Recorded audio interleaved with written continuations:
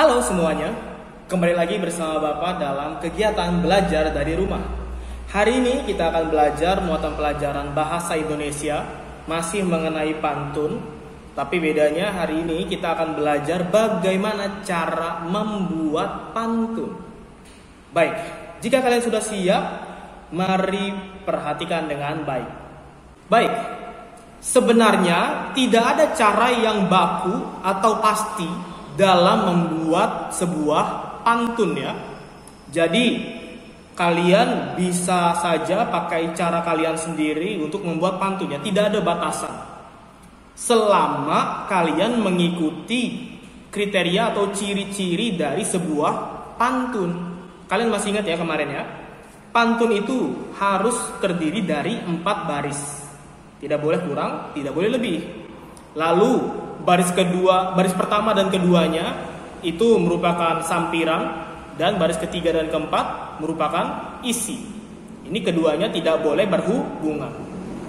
Lalu satu barisnya terdiri dari 8 hingga 12 suku kata.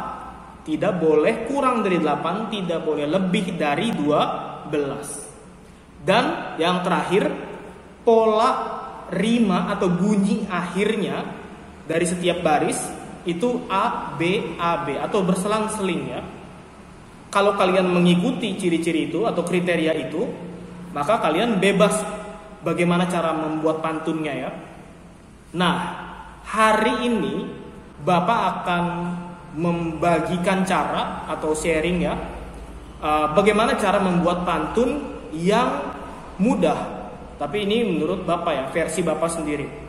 Kalian bisa ikuti kalau menurut kalian ini cocok untuk kalian. Atau kalau misalnya kalian mau modifikasi sedikit caranya juga silakan. Baik, mari kita mulai. Baik, berikut langkah-langkah dalam menulis pantun. Yang pertama, tentukan dahulu tema dari pantun yang ingin kalian buat ya. Pantun kalian ini isinya tentang apa? Apakah tentang kesehatan atau tentang apa lagi? Misalnya nasihat dalam menjalankan agama, atau mungkin pantun yang sekedar lucu saja, pantun jenaka. Nah, itu harus kalian tentukan terlebih dahulu supaya tidak bingung.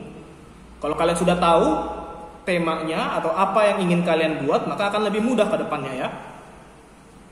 Lalu yang kedua adalah tulis isi pantun terlebih dahulu.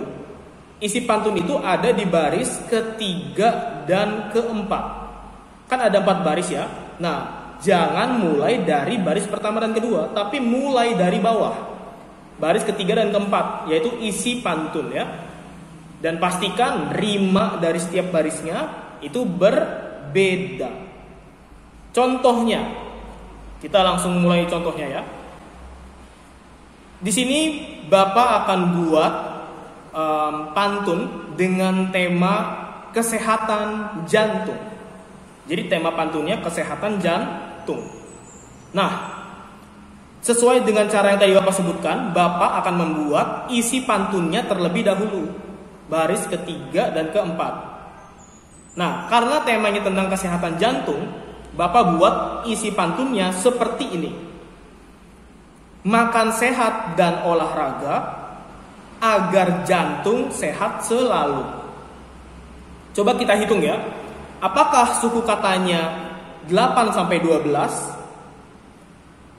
Silakan dihitung juga ya.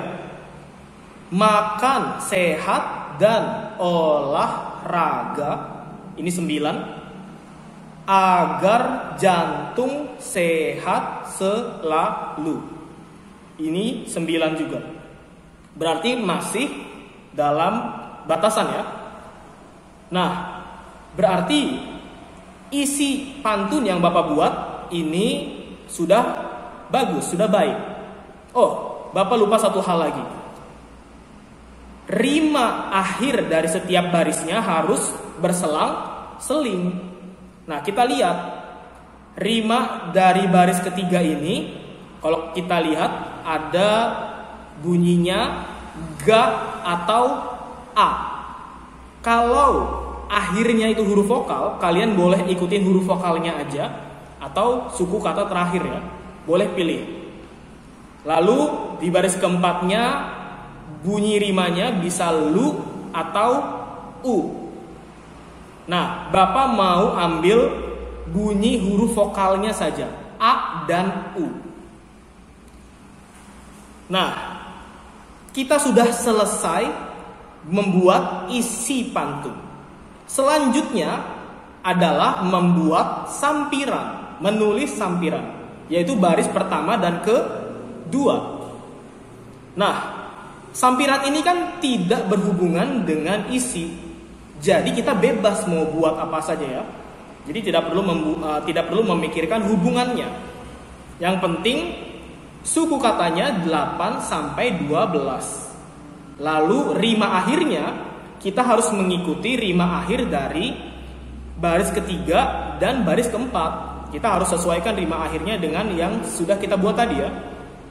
Nah, berarti kita harus buat satu kalimat yang bunyi akhirnya mengikuti baris ketiga dan keempat. Kalau baris pertama berarti mengikuti baris ketiga karena selang-seling kan. Baris pertama mengikuti baris ketiga, baris kedua mengikuti baris keempat.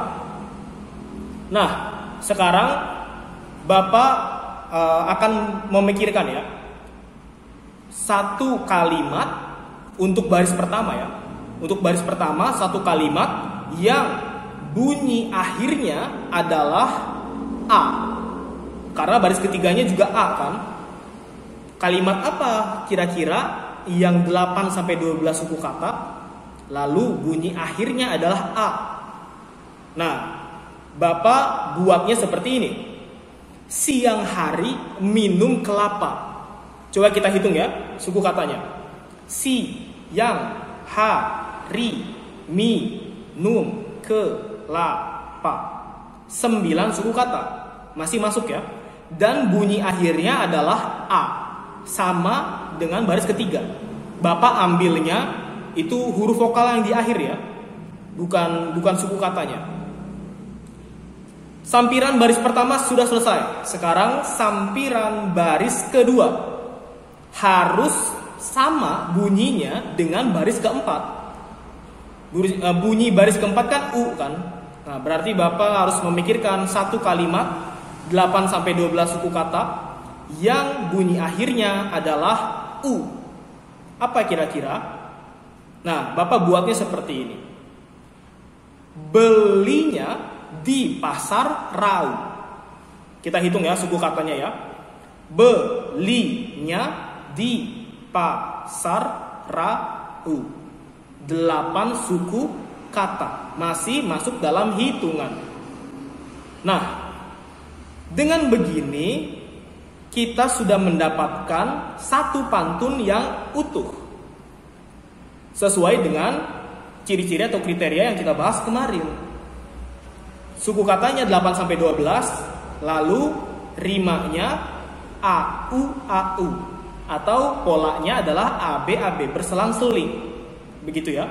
Jadi kalau kita bacakan jadi seperti ini. Siang hari minum kelapa, belinya di pasar Rau. Makan sehat dan olahraga agar jantung sehat selalu. Sampai sini paham ya?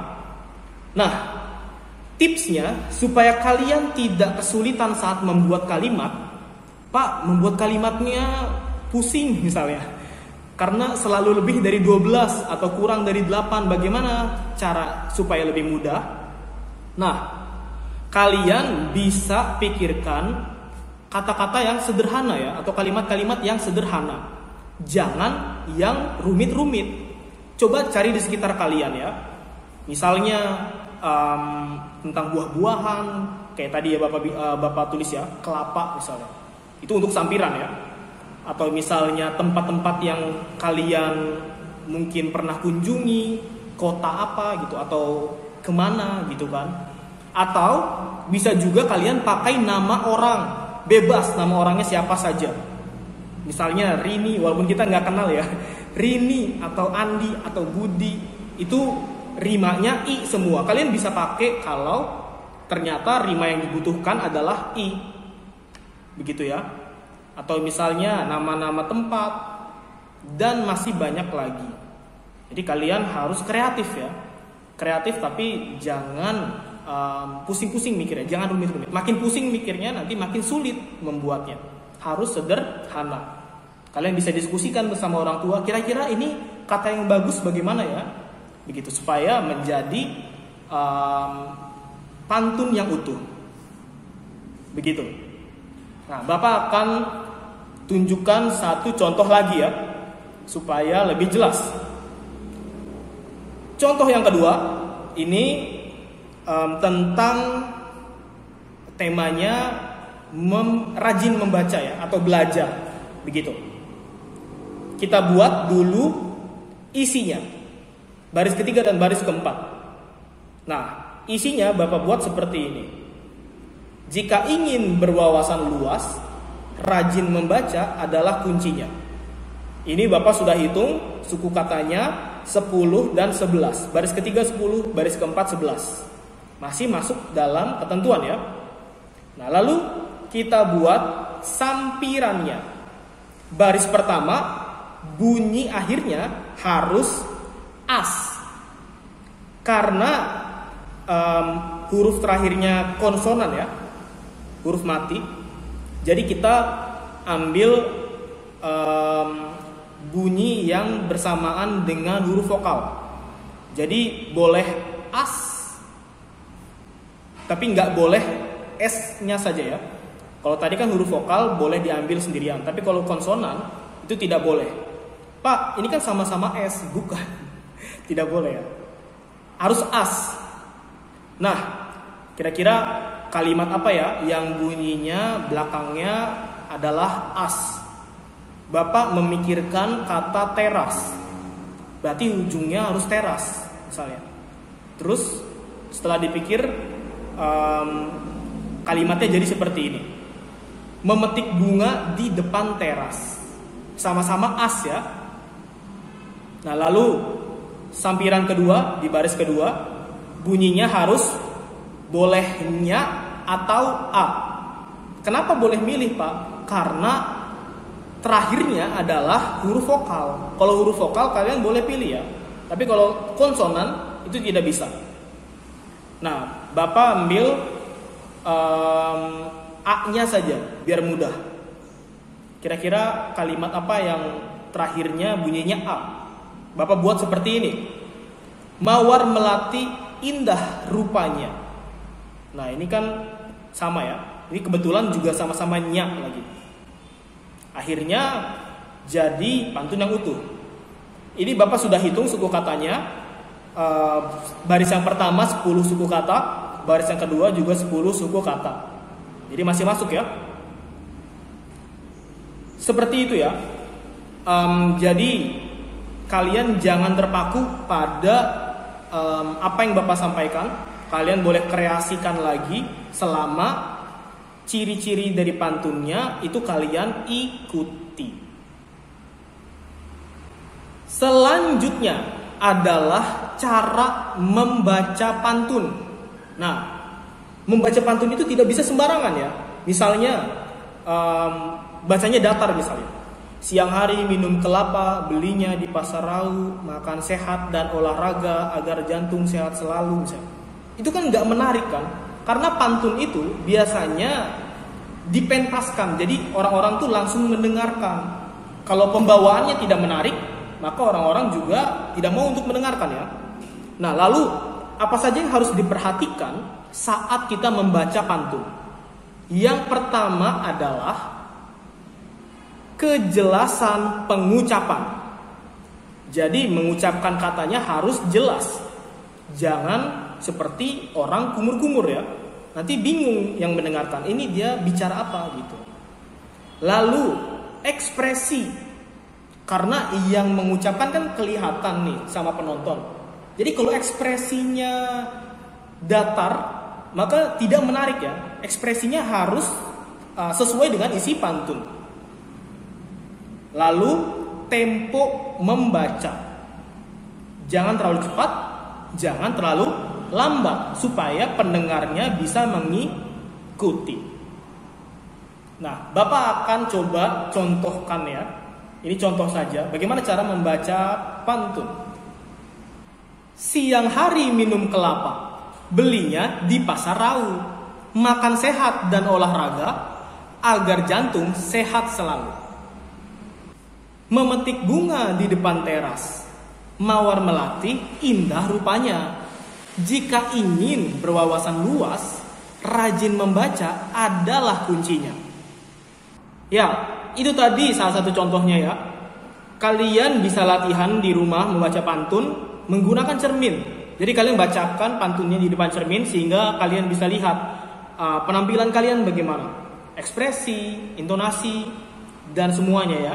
Jadi kalian bisa menilai sendiri kira-kira ini sudah bagus atau belum. Begitu ya. Baik, sekian pembelajaran kita untuk hari ini. Terima kasih sudah memperhatikan dengan baik. Untuk hari ini Bapak akan tutup videonya dengan pantun ya. Baik. Ambil mangga di rumah Rini, rasanya manis banyak yang mau. Cukup sekian untuk hari ini. Sampai bertemu di lain waktu. Dadah.